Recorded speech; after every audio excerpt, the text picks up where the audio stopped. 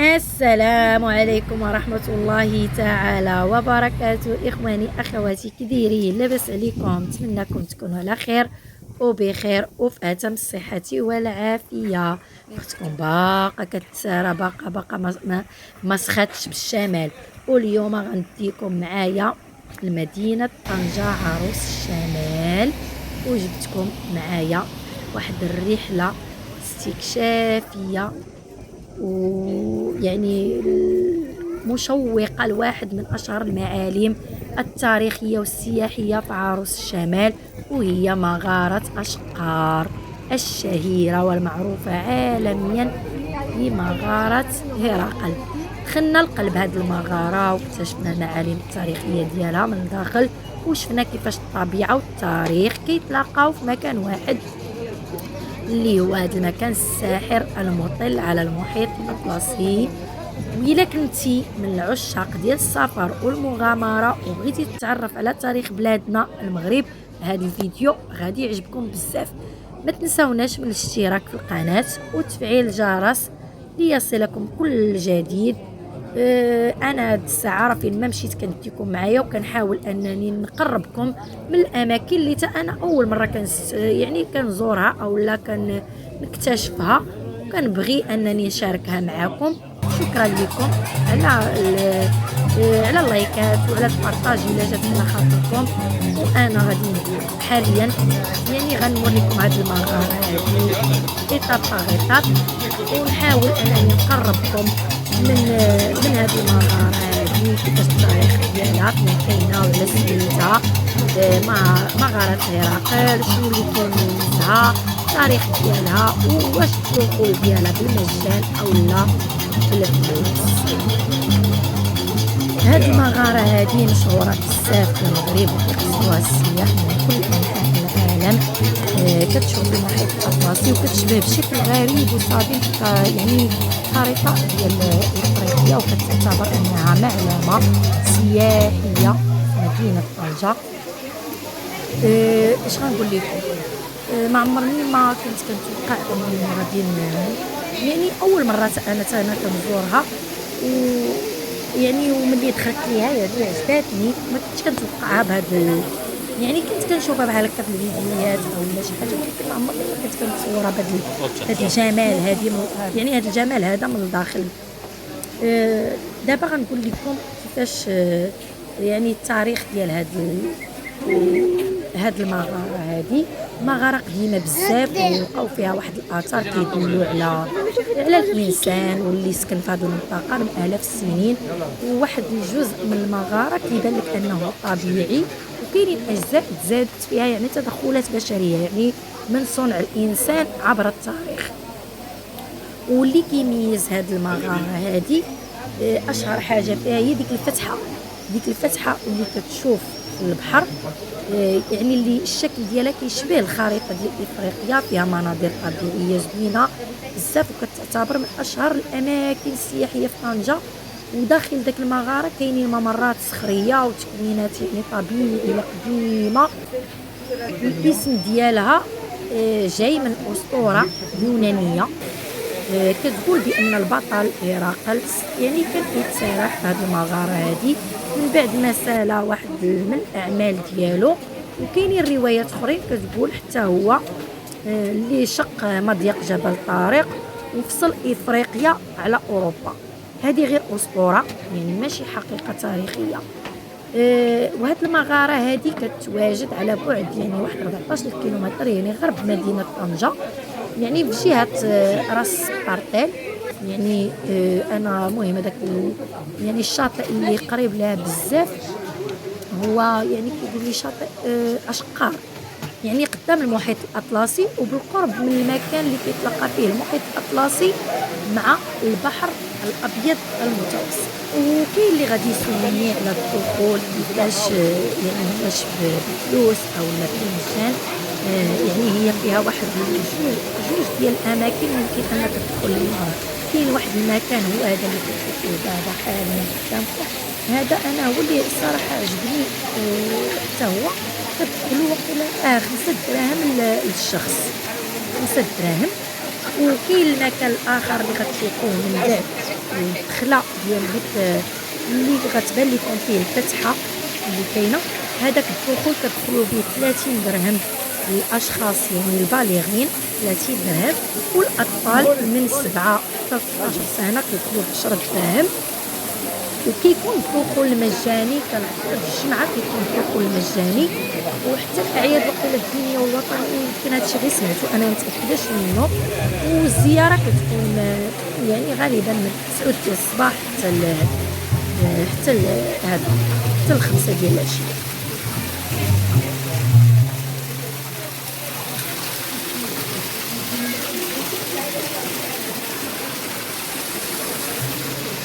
هنا كما كتشوفوا يعني كتسمعوا داك الخريج ديال داك المياه وهادو شنو نقول صور. هنا هذا طريق الموزيو يعني دايرين لا بيوغرافي ديالو، اللي ما عرفش التاريخ ديالو راه حاطين صور كتدل على شكون هو طريق المزياد. المهم على ما نقولكم راه حطيت لكم الصوره كما كتشوفوها. هذا هو طريق المزياد.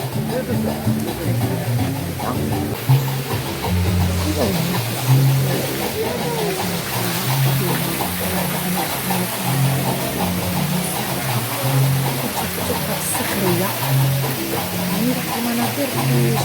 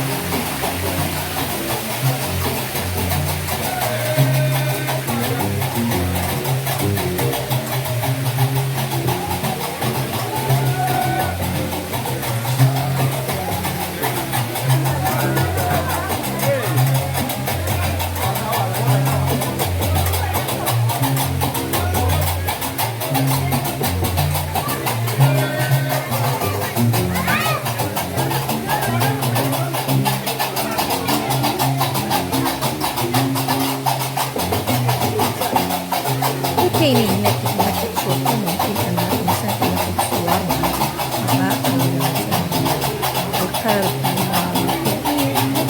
الانسان ياخذ صور كتبقى ليه تذكاريه. الناس كما كتشوفوا كيجيو يعني اغلبيه من الاجانب المعجبين بهذه المغاره هذه، ولات كتعتبر انها يعني وجهه سياحيه. إلا مشيتي لطنجة ميمكنش انك تمشي لطنجة بلا ما تزور هاد المزارات هادي.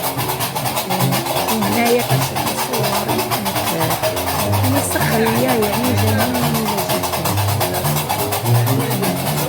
هنايا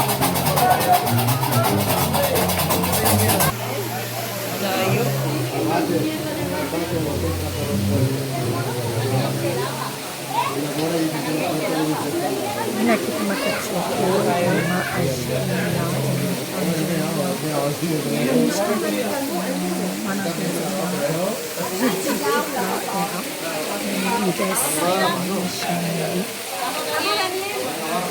صراحة تستحق الزيارة. وأنا كننصح أي واحد أنه يزور هذه المزارات هذه، يعني نشجعوا حتى الناس أنهم يجيو يتمتعوا بهذه المناظر.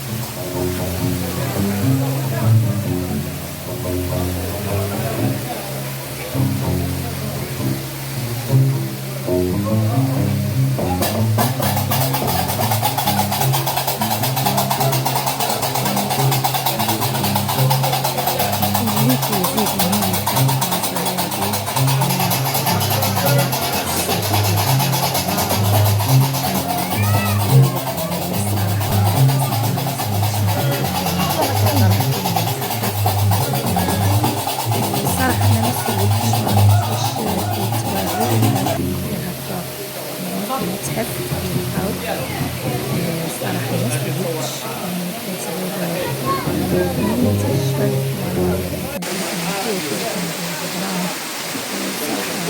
المهم داكشي صافي واعر خيالي، شي حاجة اللي زوينة بزاف.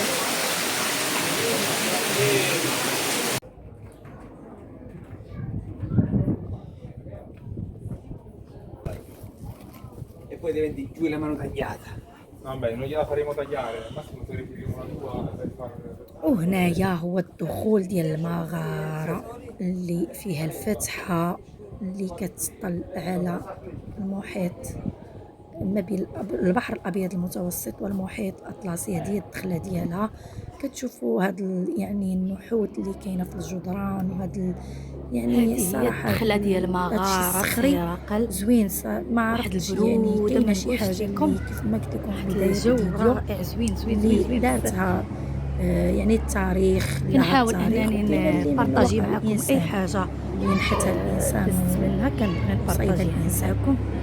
يعني هانتوما كتشوفوا يعني داكشي سبحان الله كيفاش صوروا. هذه من الداخل ما ديالها نقدروا نقولوا غير سبحان الله.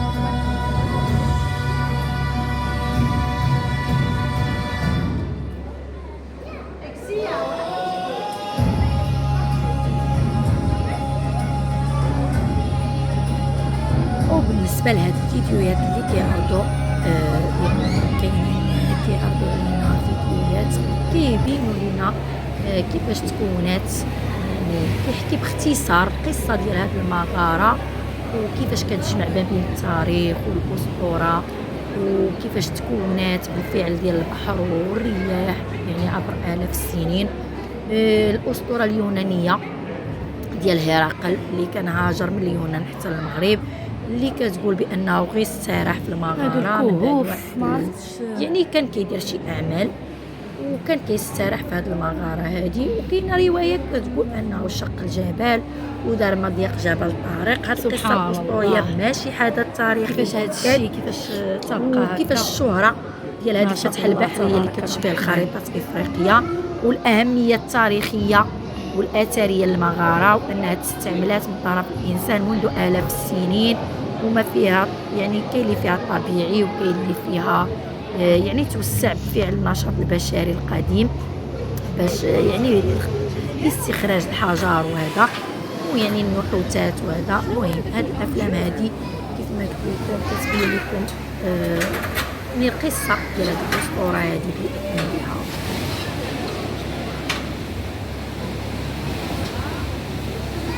نحيدوه من بعد نعاودوا شي مسائل ديك الساعه نحيدوها من الدوله حتى الله ان شاء الله بحول الله.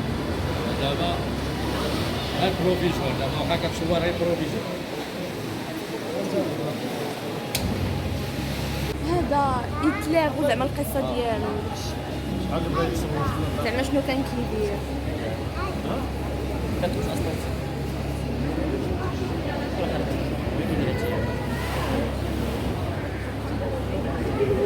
شوف دابا هذيك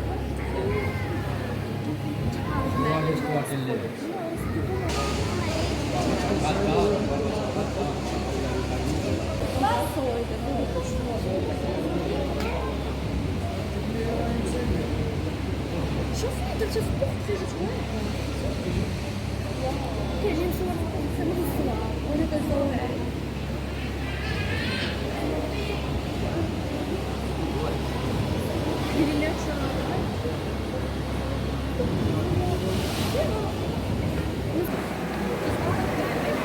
وها هي الفتحة اللي كتشبه الخريطة ثقافة افريقيا، هي اكثر مكان كيلتقى فيه، يعني كيتصوروا فيه الناس اغلبيه ديال الزوار كيلتقطوا الصور هنا مع هاد الفتحه، وكيكون واحد الصوت ديال الامواج، يعني صوت يعني امواج المحيط وواحد الاضاءه اللي هي طبيعيه، يعني كتشعل واحد المنظر مميز صراحه زوين بزاف.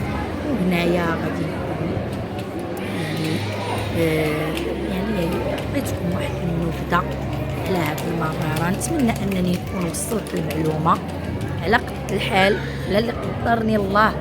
نتمنى انكم يعجبكم هذا الفيديو.